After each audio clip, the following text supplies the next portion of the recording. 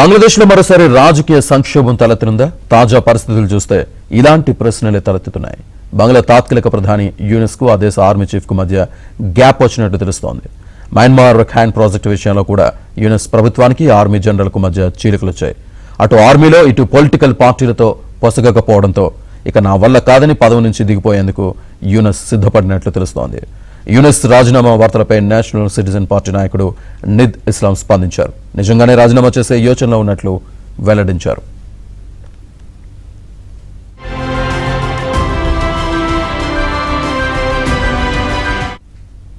ప్రభుత్వ రిజర్వేషన్లకు వ్యతిరేకంగా గత ఏడాది బంగ్లాదేశ్లో నిరుద్యోగులు పెద్ద ఎత్తున ఆందోళనకు దిగారు. విద్యార్థుల ఆందోళనలు తీవ్ర హింసాత్మకంగా మారాయి. ఆ దేశ ప్రధాని షేక్ హసీనా దేశం విడిచి వెళ్లిపోవడంతో షేక్ హసీనా నేతృత్వంలోని ప్రభుత్వం కుప్పకూలింది.